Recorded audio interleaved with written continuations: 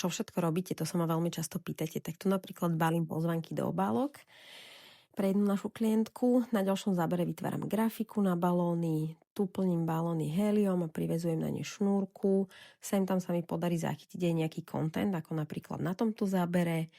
Tu opäť vidíte, ako nahadzujem e-shop. Na našom e-shope je okolo 2000 produktov. Okrem balónov tam nájdete aj rôzny iný party tovar, potom heliové fľaše alebo náš bestseller High Float.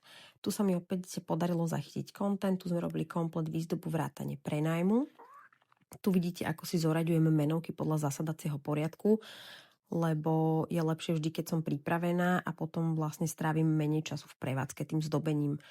Na tomto zábere vidíte zostrih z realizácie valentínskej výzdoby na Šimak zamok Pezinok, fotka je v profile.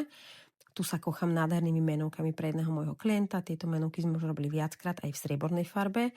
Okrem realizácií výzdob si chodím tie výzdoby aj baliť. Tu je jedno z februára. Na tomto zábere vyrábam trblietavé girlandy. Bolo to počas veľkonočných sviatkov tento rok. Tých girland bolo 5, takže som mala čo robiť počas sviatkov, aby som to všetko stihla. Tu vidíte, ako si pripravím balónovú girlandu, aby sme na druhý deň vlastne len zmontovali fotostenu s girlandou. Tu vidíte, ako nesiem historicky prvý balíček z nášho e-shopu. Na tomto zábere leštím zlatý príbor, opäť príprava na oslavu. Tu vidíte, ako dokončujem jednu fotostenu. Opäť to bolo, myslím, tento rok. 18. Tu vidíte, ako si plním balóny a vlastne tiež to patrí k príprave na tú oslavu.